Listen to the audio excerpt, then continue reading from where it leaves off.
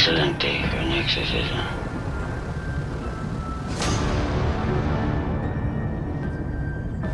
I see dead people.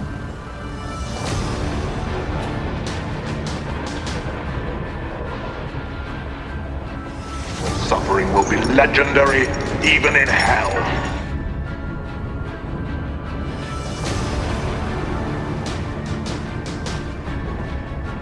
It's alive!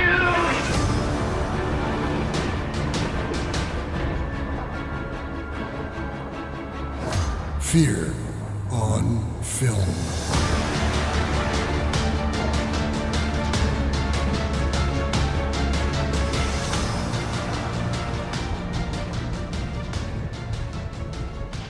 Hi, I'm Joe, and welcome to a special bonus episode of Fear on Film. Today, we have Daniel Lerch, director of the new Giallo-inspired horror film, Saturnalia.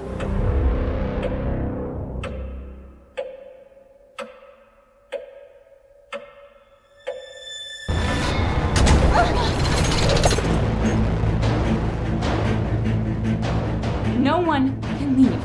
Oh, graduate, they disappeared. Hello? Where is she? Please come with me. We have to get out of here and expose this place. It'll be way worse if you leave right now. I can make it. You understand the beginning. The end will not trouble you. I suggest taking it one day at a time.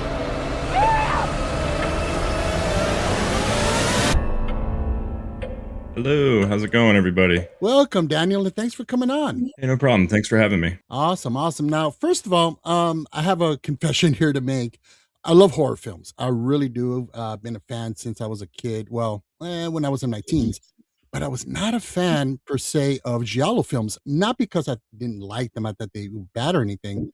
They just freaked me out, man. They really, really did. And, just the color palette and the subject matter was really too intense for me. So this is pretty much the first Giallo type film that I've ever seen in full. And let me tell you, it was very impactful. I really, really enjoyed it. Awesome. Thank you. I'm glad you enjoyed it. I mean, I'll admit as well, like when I was younger, I didn't, especially like when I was in elementary school or middle school, I would go to the video store and rent a VHS.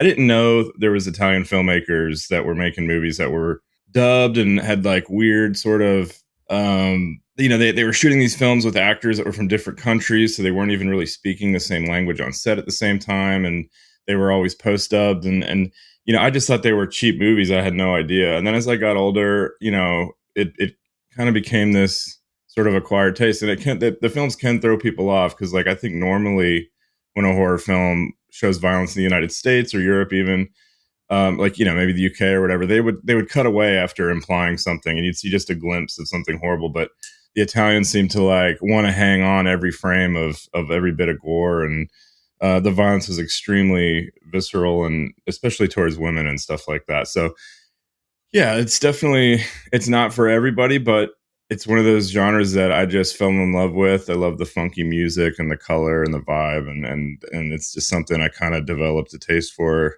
as I got older, Yeah. I mean, it was beautifully shot. I mean, I could tell. Like I said, I've seen clips from a lot of the films by Argento and Fulci and Bava.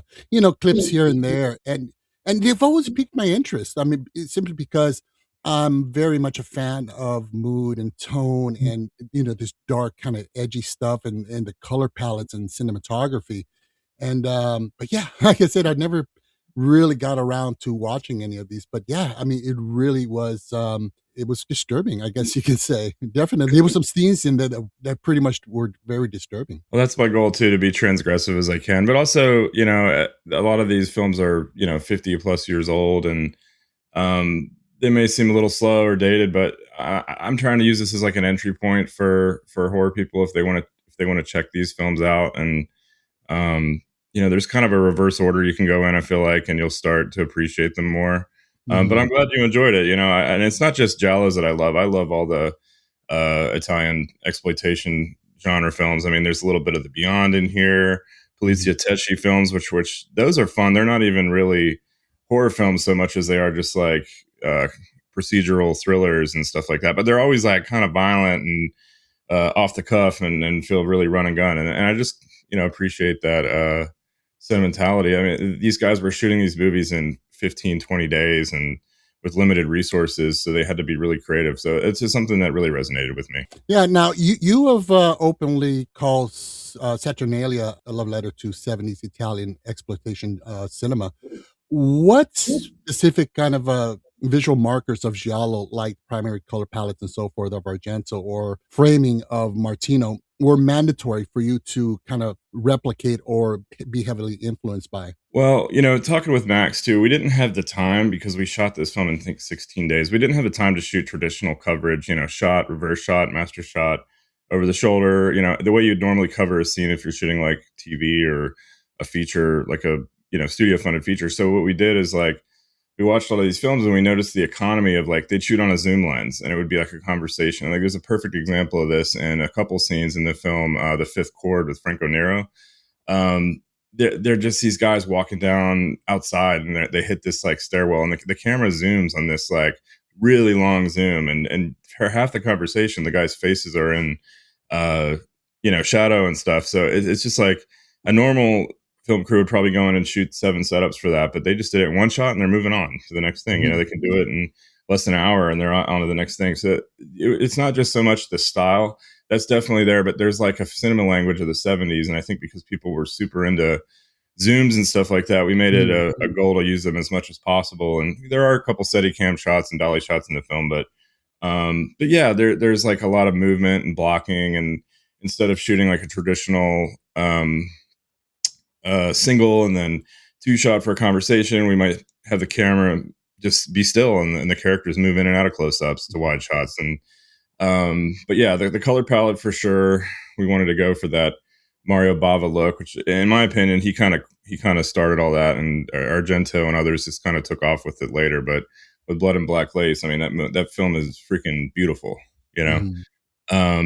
so yeah, it's just a lot of that. And then there's Bava too, aside from him, but Martino, I think Sergio Martino's films, he had this sort of like Hitchcock vibe, which was much more in line with like Brian De Palma's stuff and Repulsion, and it's more traditional thriller. So there's like a little bit of all of that, and it just kind of, I would take the script and look at a scene and like which cinema language works best for this scene. If it's something cerebral where Miriam, our main character, is going through temporary psychosis or vision, we're going to go with the dreamy Bava Argento vibe with all the colors, and that's like a synesthesia sort of thing because that's what she's feeling. But if it's something that's more suspenseful, that we want to have the audience sort of be on the edge of their seat, we're going to go with the Martino thing, which is like a lot of inserts and I hope I'm answering your question. It's not an easy answer because we really took.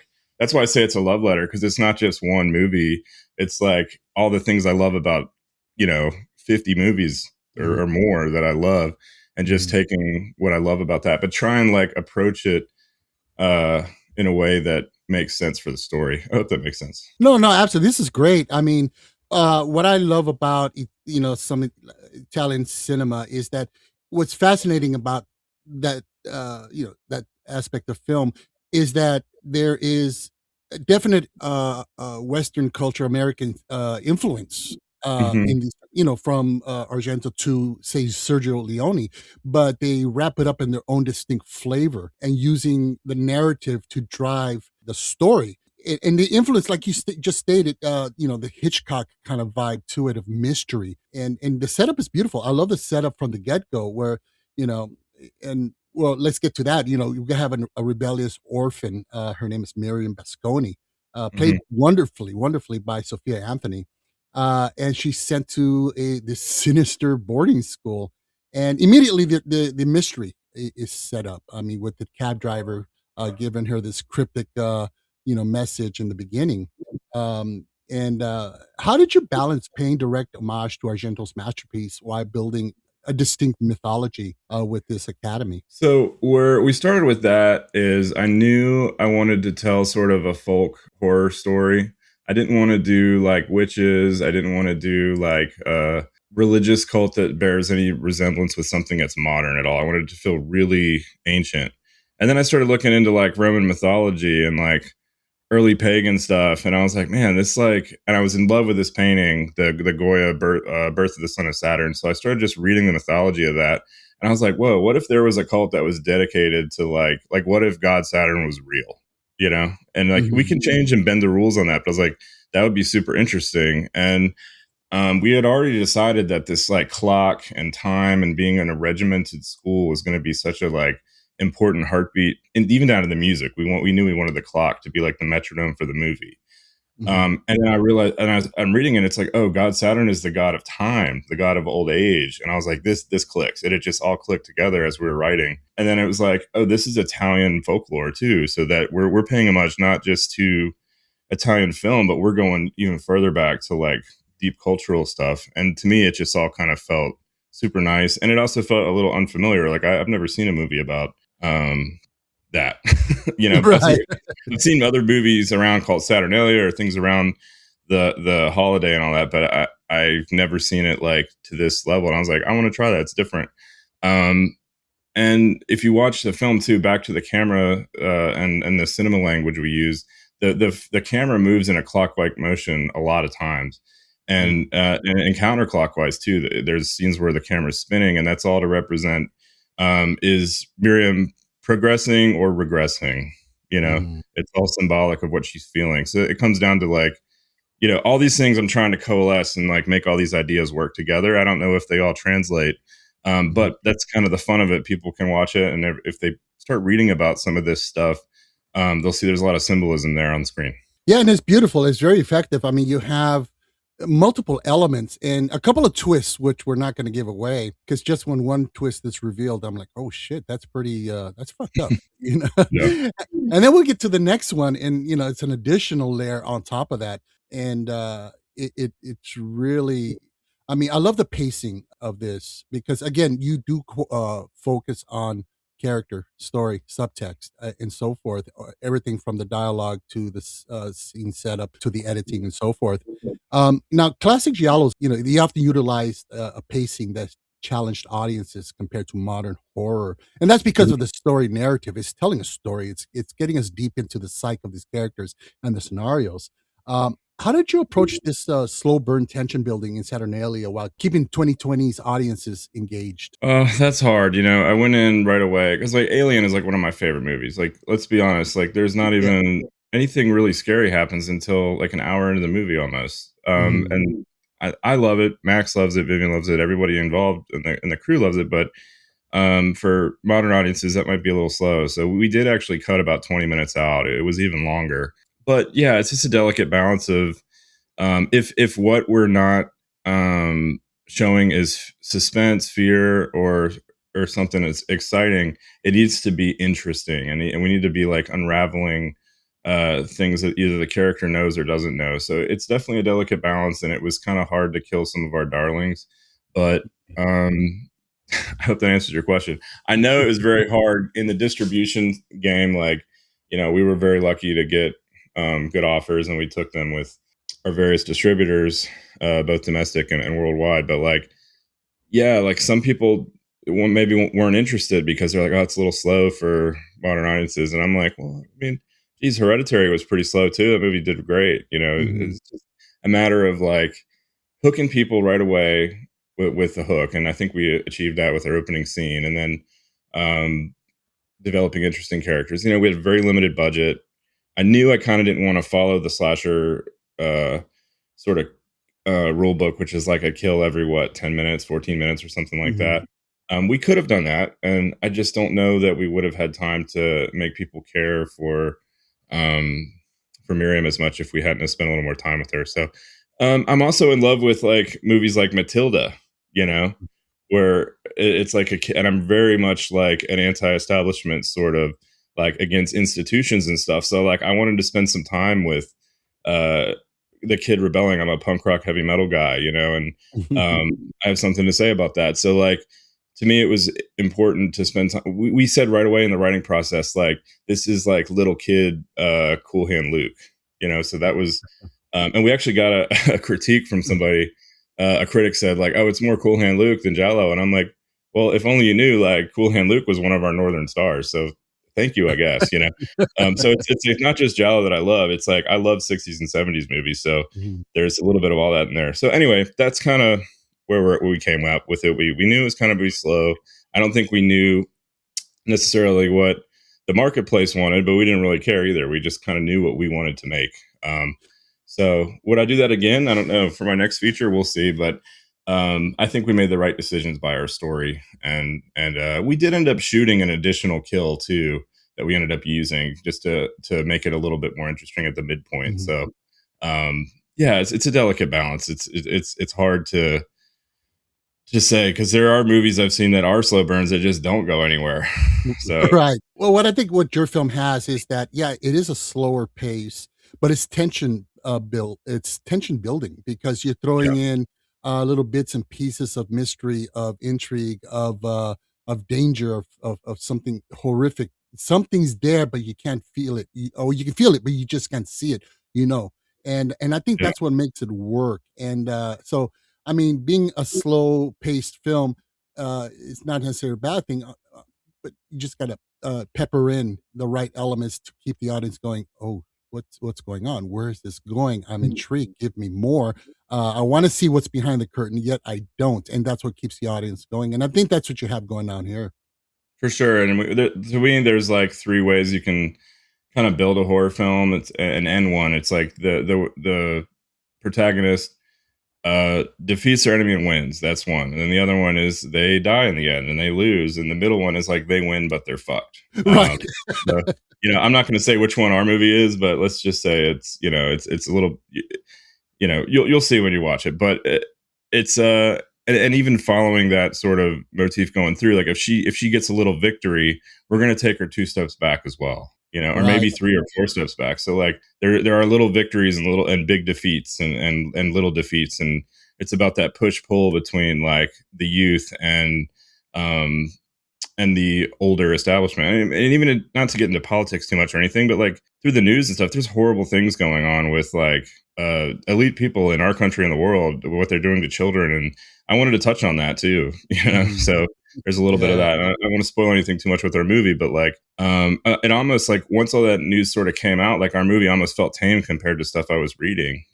So it's like, I want to be transgressive, but I'm still holding myself back. And it's like, how do you write satire or do things like that when the world we live in is so crazy? Right. So Right. that's kind of, I know I'm going off on a tangent here, but there's a lot of different things that influenced our decisions, and I'm just happy it turned out. And I'm glad you liked the film. Yeah, yeah, definitely. Now, reviews have praised the film's neon giallo style and cinematography by Max Fisher. Um, how closely did you and Max study vintage lenses or lighting schemes to get that specific saturated, translucent look, which was just fucking gorgeous? Well, thank you. Yeah, I mean, we used I believe Zeiss primes. I mean, they say they were built in West Germany, so that's how old they are. They were literally built before the Berlin Wall came down. We did use a modern camera and sensor, but I mean, I come from a lighting background too. Like I've made my career in film lighting as a lighting technician until I jumped over to this side of the world. But like, um, so we did end up using like hard light and old tungsten units and stuff like that. Or if we used LEDs, we tried to like mimic that feel. It's hard because like back in the day, you could just throw a big tungsten source at actors, and when with film, like when it gets overexposed, it just kind of gets warm. But Mhm. on digital, it looks rough. It starts looking like it's overlit and sourcey. So it's difficult, and it's definitely a task to try and use old techniques with modern instruments. You got to kind of find a nice middle ground. But yeah, we also did this thing. I coined it the light motif. Like you have a light motif for music, which is like you create a theme for each character. So what we did is we literally assigned a color or a color palette to each character. Like Miriam's red, obviously. I think Miss Hemlock Mhm. was white. Holden was blue, and there's a certain masked character with a glove that's green. And so we always tried to like pick a thematic color and not just like take the Giallo thing with on the surface, but again try and attach a subtext to it. So if you've seen this character before in a certain light, when you see that light come back, you may expect, oh, this is about to show up, So there's like, we just played with it and had fun. So it's just experimenting, and I think some stuff hit and some stuff maybe didn't work. I don't know, but it's always fun to try and pick through sort of the old Rolodex of ideas that have kind of stuck with me throughout the years on projects that I've really liked to watch and even work on myself. So hopefully that answers your question. Yeah, no, definitely. Now you mentioned Hemlock earlier, and yeah, she definitely gave me this Nurse Ratched feel from Cuckoo's Nest, and that's one thing that's really neat about your film is that you got Hitchcock influences, you got One Flew Over the Cuckoo's Nest, Cool Hand Luke, Matilda, a very dark version of it. They set with this backdrop. Was Cuckoo's Nest an influence? Oh, 100%. Yeah, for sure. I actually have a hot take about Cuckoo's Nest too, which is like Nurse Ratched is a bad person, but after rewatching it, it's like, man, what's his face? The main character, I can't remember the character's name in the film. I forgot. Yeah, I totally forgot as well. Well, anyway, Jack Nicholson's character, like, he's a real shithead. He's not making her job easy either. So it's like, it's more to me about the system. Like, she's a product of the society we've built around how we deal with people who, the downtrodden, the people that fall between the cracks, criminals, and people with health issues, and who need something better than just being locked in a place like that. So she was definitely a huge influence, and I do think Nurse Ratched is a bad person, but I don't think she is as bad as the system that she works for, if that makes sense. No, absolutely. And again, it's interesting that films like yours, and that they make you rethink that, okay, this is bad character, or are they? And gives it different levels of nuances. Now, Saturnalia is set in 1979, which I love. I think was a great decision. What were the biggest hurdles of executing an authentic independent period piece on an indie budget? So we had, from principal photography and backing up to prep, I was approached in 2023. It was August of 2023 by Max. Do you want to do this? But we have to shoot it in January of 2024. So that gave me like 5 months. So we had to get actors to grow out sideburns, hair. I knew I wasn't going to do wigs or anything like that. So that was hard, and finding the right look, people that, especially extras, you don't have the same time that you have to like cast your principal actors. You have to find extras that have the right hairstyle or facial hair that you need for the time period. It's kind of hard, especially children, people that are young adults. Finding vintage cars that run and reliable. We only have one vintage car in the film. Getting the right clothes and everything like that is hard. Like, we didn't have the budget to have everything like handmade with the right stuff. So what we had to do is to try and find the right fit that was popular at the time. And then, it was difficult. And then it was buying some vintage stuff too. I think we ended up, there's a few items that were vintage buys, even set dressing, it comes down to like, well, there is one faux pas, I think, like where we show Max is going to kill me for saying this, but I think we showed an electrical outlet where the ground is like a modern plug. And I wish I would have got something older, but it's hard. So you have to source all that stuff. You have to pay a wardrobe stylist or a buyer for your set deck people and all that to like source this. And it's not just as quick as like hopping on Amazon or go into a costume shop or whatever. You have to, and then you need multiple fits for like if there's blood involved, you got to have 3 to 5 changes for the day so you can keep rolling. So yeah, it's tricky. It just depends how far you want to go with it. I think we kind of were able to go middle of the road. I used to be a World War II collector too, so like I always had that sort of interest in like trying to be historically accurate.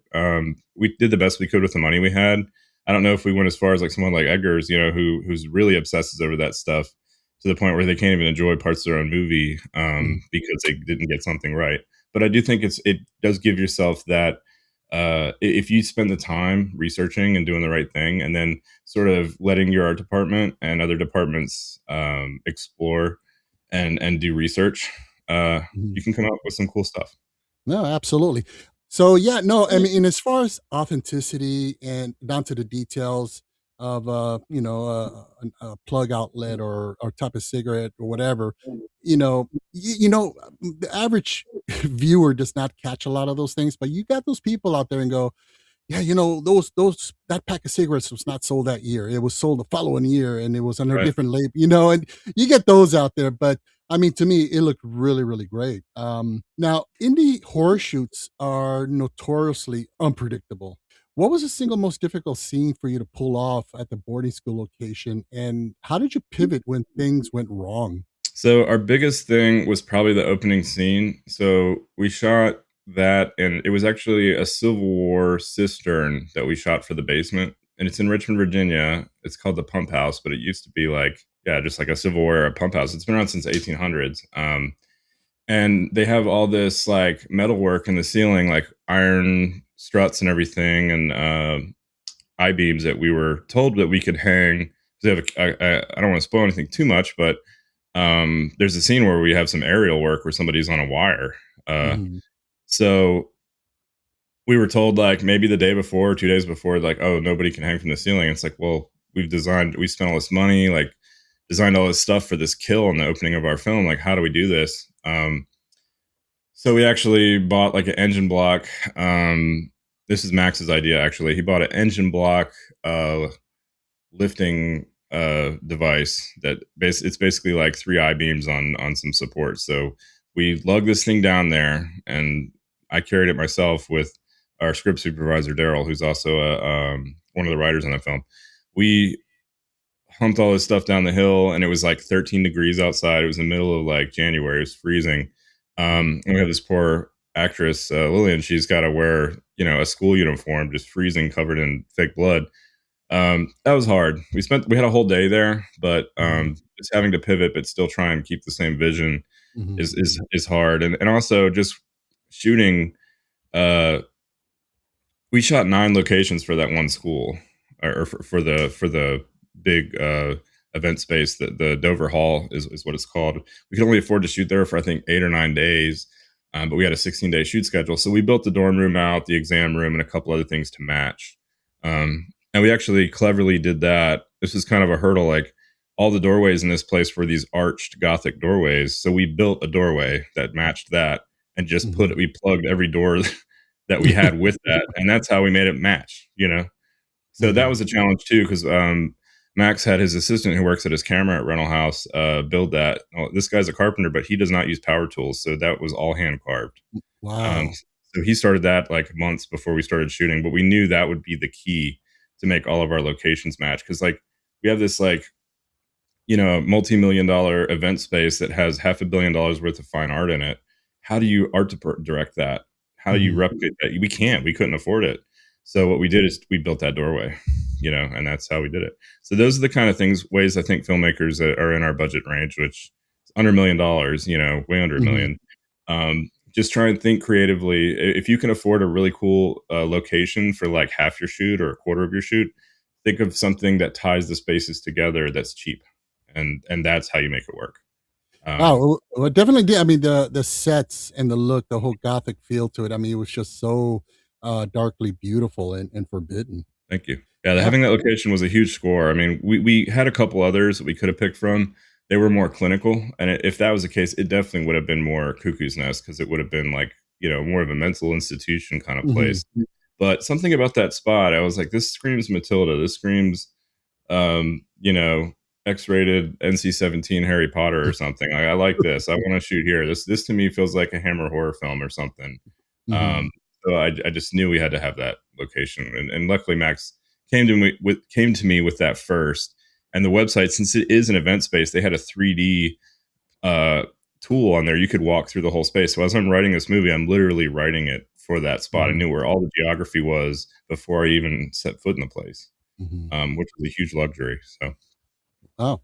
Yeah, now, and it looked, and again, it looked really, really beautiful and really set the tone for the film. I mean, it was that combined with the cinematography and stuff and camera work. It was just it was great.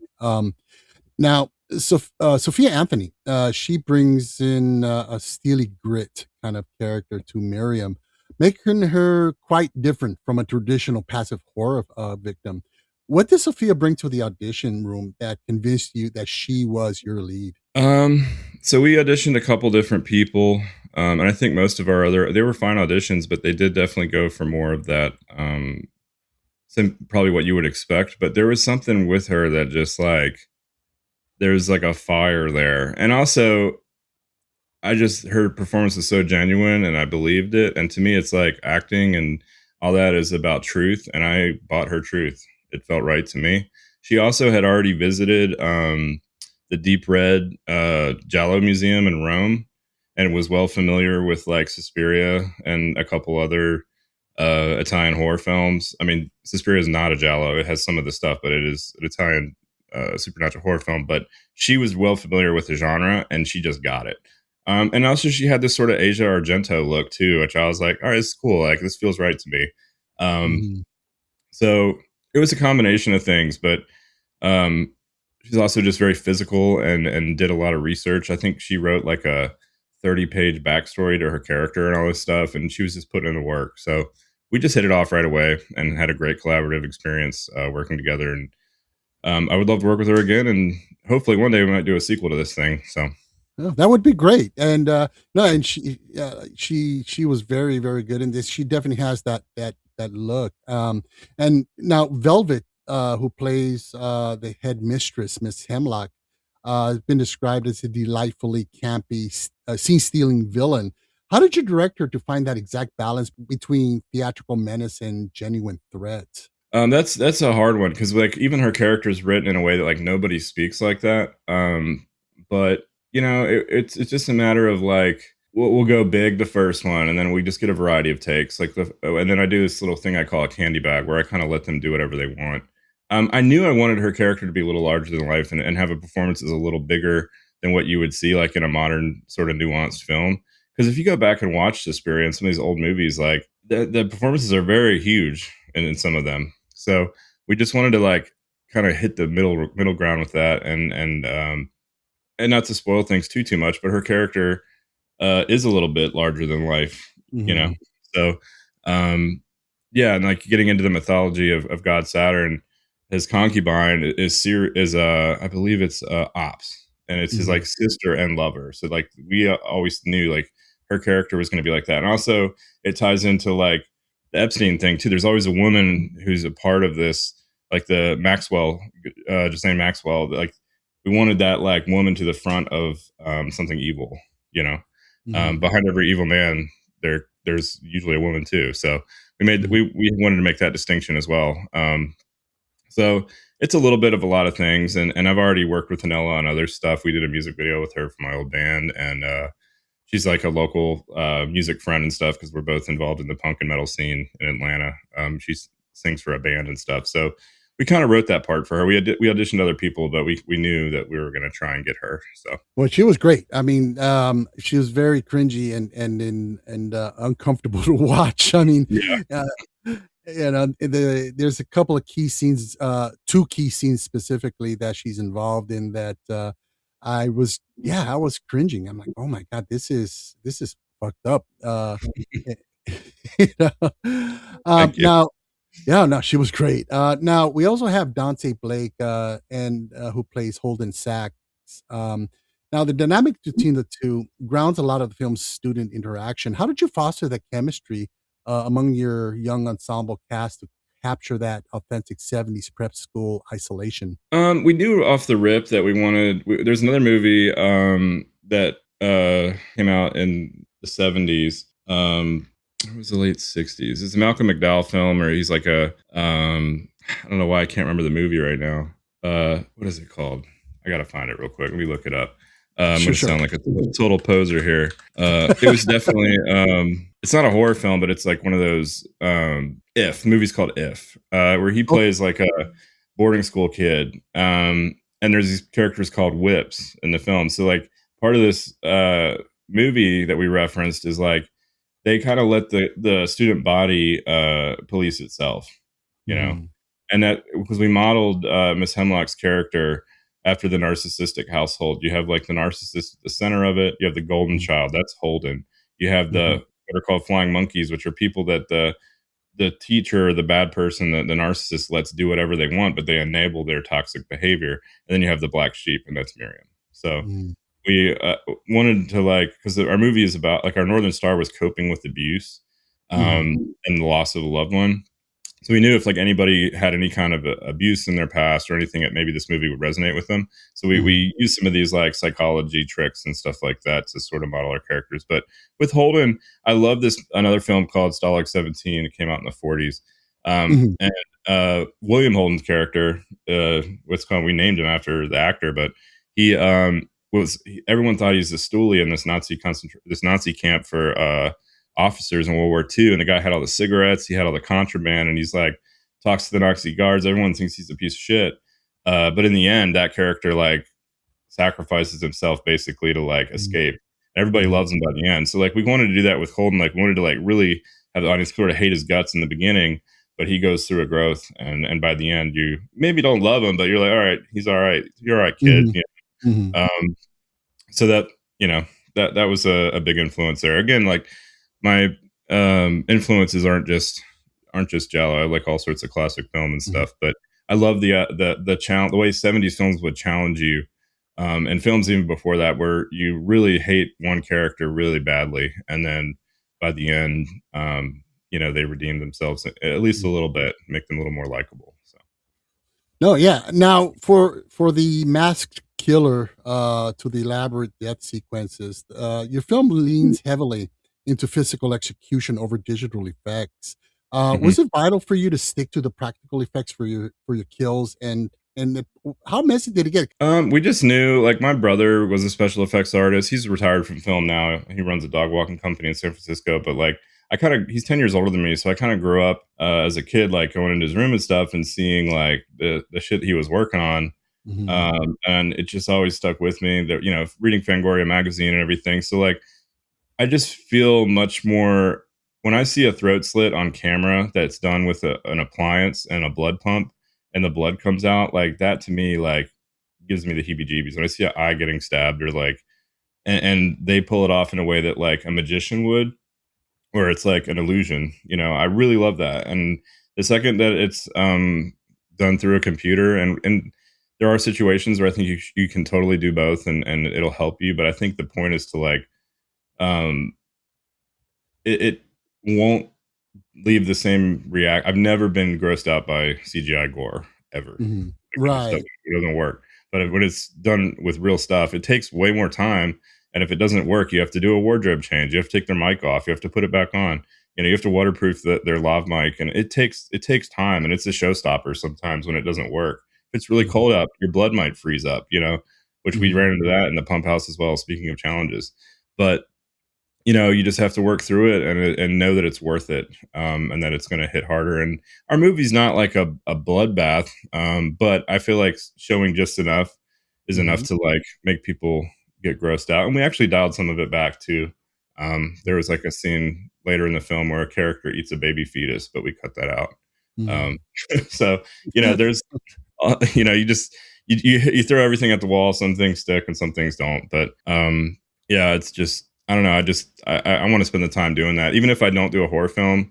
Like I'm writing an action, Hong Kong action type of movie next. Like I want to do squibs. I want to do real blood. I want people to be shocked. Like when I saw RoboCop as a kid, when Murphy gets blown away, like that scarred the shit out of me. You know what I mean? And Yeah. that's not a horror film, but like I want to have that impact, and I want to feel the same way I would feel if I watched like a war footage thing or something where that was real, and it grossed me out and made me feel horrible. Like I want to make Mhm. the audience feel that too. Yeah, well, the practical effects are genuine. They're honest, they're sincere, and they're passionate backed. And when you take that time and do it right, it definitely pays off, and audiences definitely appreciate it. I mean, even in films that are well executed, where CGI is implemented, say for blood splatter or anything, even if executed well, the audience is going to sit there and go, "This is shit." Mhm. There was a recent film that I saw that. 2/3 of the film was well done with a lot of practical, and then they just finished it off with a full CGI monster boss, and it just killed it for me, and for a lot of audience members as well. So Yeah. yeah, it's definitely worth the time and the effort. Because like I said, true cinephiles will appreciate it, even if the film is not great. They'll still go, yeah, but they put in the time and the effort to make it look good. Yeah, Um, I mean, CGI can work. Like we used a little bit of it to like hide the logo that was on the building. Like you would never know if I didn't just tell you. If you need to hide a harness wire for a stunt performer or something, like you can do it. You can fuzz that out, or if you want to like blur something out in the background because somebody left something in the shot. There's mhm, you can comp things in and out in that way. And we when we did this 360 scene where Miriam is like walking in circles in her dorm room because she's like her head's spinning and the camera's spinning. mhm, We had to stitch some shots together, so we smoothed the edges out with a mhm. little post work there too. So there's totally situations where I totally think it's fine, but again, it comes down to me. Like the best movies that utilize it is like use the best tool for the job in each practical situation, Mhm. and those always work the best Yeah, and stand the test of time. So yeah. I mean, I think it's best used when you've reached the limitations of your practical environment, and you use it to augment or to kind of like you said, erase wires and so forth, or things of that mhm. nature. But when it comes to the point where a filmmaker goes, yeah, this is going to take a lot of time and it's going to cost a few extra bucks, it's just CGI it, and that translates into laziness. It Um, is. It is. you I do not subscribe to that at all. There's never been a. I don't.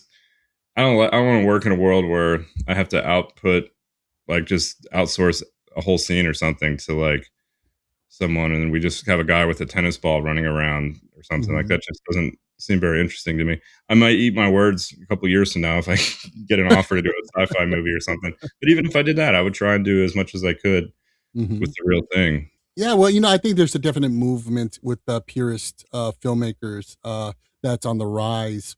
I mean, look at Christopher Nolan. Mhm. Like 90% of the Odyssey was practical, and Yeah. yeah, we appreciate that. We can see that. I mean, another filmmaker would have said, "Okay, that Trojan horse, we're going to CGI it because it's just too fucking huge. It's too much work." But he built the damn thing. And it's paying off for him right now, big time. Oh, definitely, definitely. Now let's get to the score of this because I love a good score. So Sure. you got Claudio Simonetti, and which would be a massive get for any filmmaker.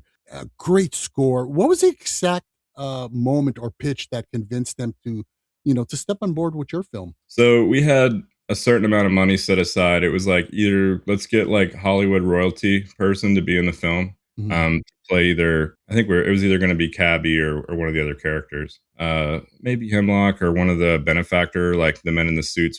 He was going to have a more prominent role, and it was like we can spend it there and like bring a semi famous person or just somebody that horror people love in to come work a couple days with us, or let's get like a badass composer. mhm, And right away we're like, we had two names. It was Claudio, or yeah, there was a couple others too. mhm, Fabio Frizzi was Fulci's guy. We were talking to both, but I don't know.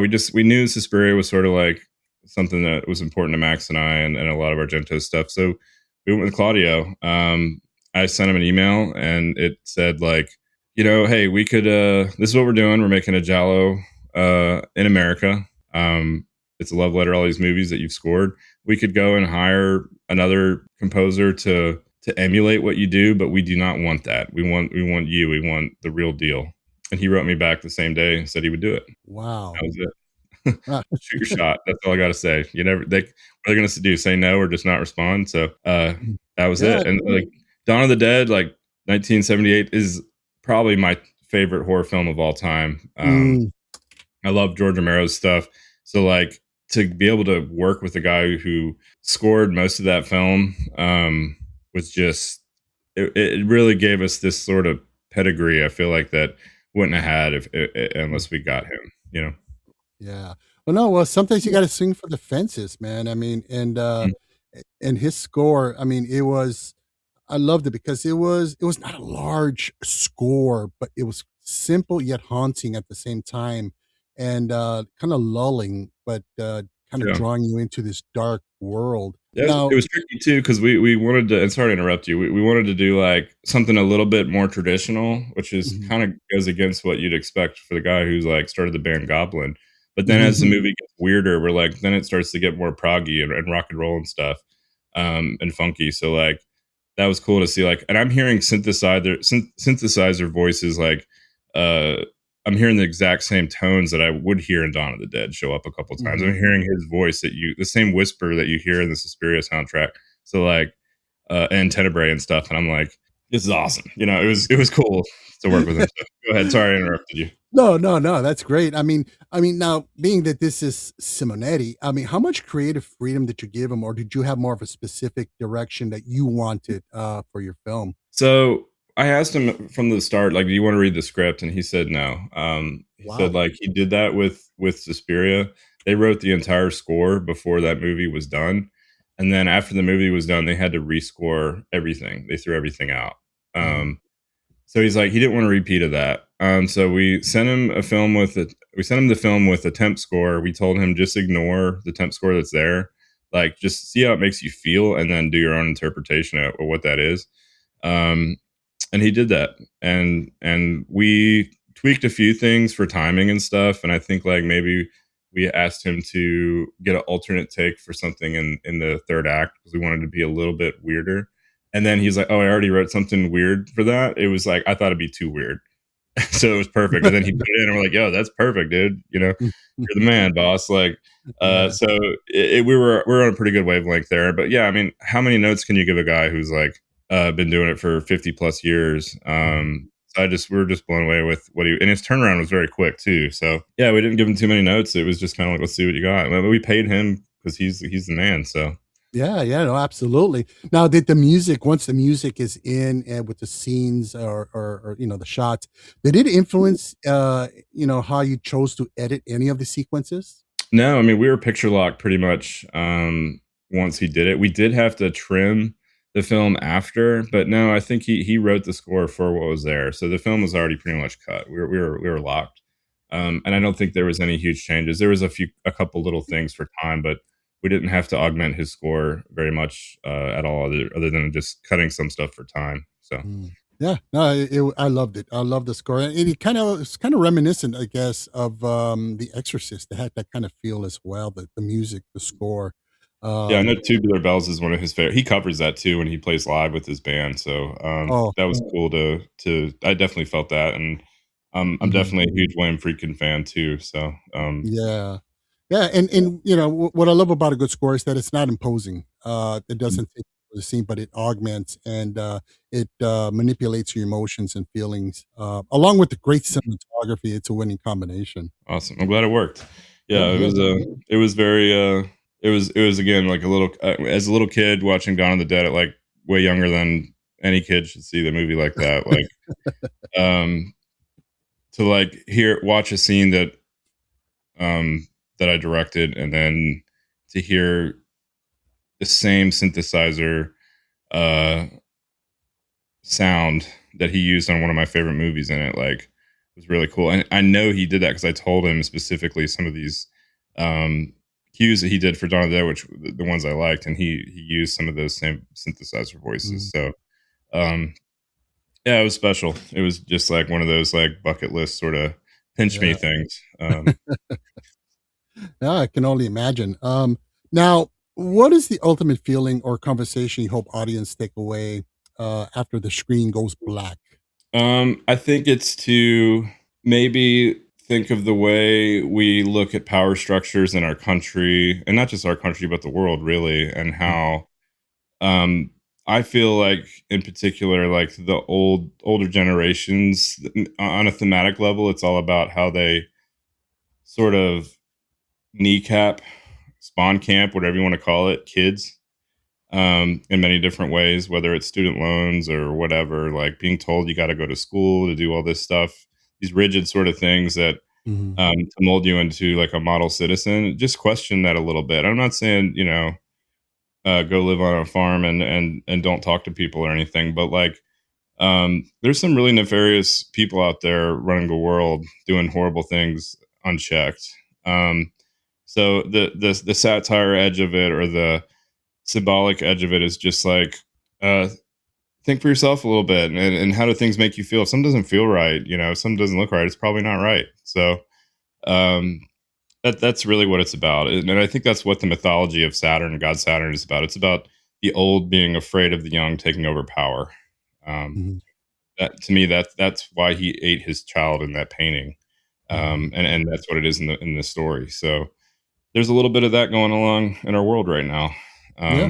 I know for me, like going off to film school, which is a private school, and like being like burdened with student loan debt and all that kind of stuff, it's hard. It's like I'd love to have that student loan payment to spend on other things Mhm. when I'm out in the world doing stuff, and even working in film too. Like I'm living the dream, but like there's a rigidity to it, which is like you got to get up at 5 a.m. You got to be at your call time. You can't be late. You can't talk when the cameras are rolling. You go and can sneak into the bathroom here, but you better come back Mhm. quick.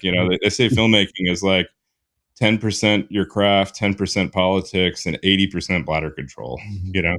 So to me, like, we were working until 2023. And then the writer strike happens, and the SAG strikes. And all of a sudden I'm sitting around like twiddling my thumbs. And it really gave me a chance to sort of compartmentalize what the Mhm. last like 17, 18 years of my career had felt like. So there's just a lot of these little influences of like, how I felt in school, being isolated, being kind of an outsider, rebellious sort of punk kid, and how I viewed authority, and then taking that to sort of a magical fantasy level and of horror. And I don't know. Hopefully that answers your question. I know it's a really long answer, but there's a lot of feelings I have about the world we live in today, and how things are, and this is my way of sort of commenting on all this stuff that's going on. So Well, the film definitely gives you a lot to gestate and consume well after the credits roll. Takes you to a dark place, but also a deep place of thoughts and thinking and analyzing. mhm. To tell you, I mean, I had to watch like Pixar or something afterwards, some cartoons, just to Yeah, you because got to have a palate cleanser. right. It's like, man, that was heavy, that was dark, yeah, but it was great. So now that you've left your own imprint on this giallo genre, are there any other cinematic sandboxes or subgenres you're just dying to play out next? Yeah, I've got two projects that are in development. One is written. It's called Illicit Gains, and it is a Hong Kong action comedy. It's about two heavy metal punk kids in 1987 steal $500,000 from a triad gang. So it's basically if the Goonies were in Hard Boiled, or like A Better Tomorrow, or The Killer. Mhm. So it's super. It would be super violent, super stylish. I love Hong Kong. I love John Woo films. I think they're some of the best action choreography I've ever seen. Oh, There's yeah. that Peck and Paul element, and like Melville and stuff like that, but in like a comedy light. And it would also be extremely transgressive too. Like I want that Verhoeven style level violence of like huge squibs that are overloaded with blood and all that. And then I have another film called Thrall, which is it's a horror film, but it's a dungeon crawler. Mhm. Um, it's about three prisoners who escape a death dungeon, and they have to fight their way out of this cavern of like uh, horrible things. So that Oh, also has a little bit of Hong Kong element to it, with like the choreography and the fighting, and it's basically like Conan the Barbarian meets like a Hong Kong wuxia film, but set in the horror universe. So it's kind of okay. like I look at wuxia films like the One Armed Swordsman, Mhm. 36 Chambers. It's not a wuxia film, but it's a Hong Kong martial arts film. These Golden Harvest films and Shaw Brothers and stuff. That's like their Marvel Cinematic Universe. There's Mhm. thousands of stories where you've got these. Their superheroes are people flying in the air with swords Mhm. and spears and stuff. So I want to take like that mythology mixed with like grim dark horror, and Conan the Barbarian, and just like mash them together in this like Mhm. swashbuckling sort of fun, but scary horror gory Mhm. adventure film. So, but that'd be super contained into like Mhm. caves and dungeons and stuff like that. So those are the two I have going, and then we have a sort of working script for a sequel to Saturnalia. So if anybody out there has some money and they want to see what happens next, Mhm. that would take it into the town it would take it into the sheriff's office, like all the other different power structures that sort of prop up this school, and you can see like how deep the conspiracy goes. So. Wow. Well, those 3 projects sound amazing. I mean, you got my dollar right there, man. I mean, so get these made, man. I gotta watch them. They sound great, especially the dungeon one with the prisoners. Man, that sounds insane. I love stuff like that. Sounds great. So before we wrap this up, why don't you let our listeners where they can watch Saturnalia? I know it's on Amazon Prime, Tubi. I don't know if I can say this, but I believe it's coming on Screenbox very soon. I have to check and make sure we can clear that one. We just got our international distribution through Black Mandala, so that will be coming out all over the world. We haven't quite announced like at what different platforms. I think it's on Plex and a few others. I should have had that in front of me so I can say it better. I'm sure Vivian, our producer, is smacking herself in the face right now for me not knowing where it's all playing, but it's playing all over the place. And it also will be coming out on physical media through TerrorVision at some point soon. So, all righty. Well, folks, definitely check it out. It's, I mean, I've always loved films that are homage type films to classic genres and styles. And this is, Saturnalia definitely is a beautiful homage to the Giallo 70s and 80s films. And it's just beautiful to look at. So, folks, make sure you check it out. And so, Daniel, thank you once again so much for coming on. It's been an absolute pleasure. Hey, thank you so much for having me, and stay scared out there, everybody. All right. And folks, thank you so much for listening, and we really hope you enjoyed the show. Please help to support the podcast by giving us a nice 5-star rating or leave us a good review. Or another way you can help to support us is simply to subscribe and or follow us on Amazon, Apple Podcasts, Spotify, iHeartRadio, Deezer, Audible, Boomplay, or wherever you get your creepy podcast fix. Also, don't forget to check us out on Instagram, YouTube, Threads, TikTok, all of this stuff. You can find it in our Linktree link in the show notes below. And also, if you enjoyed this special interview episode and you're just dying for more, just click the link below in the show notes titled Filmjoe Interviews for more fascinating interviews with amazing, talented indie filmmakers like Daniel. You can also contact us directly via email to fearonfilmpod@gmail.com. We'd love to hear your feedback. So with that being said, I'm Joe, and this is Fear on Film, where horror lives.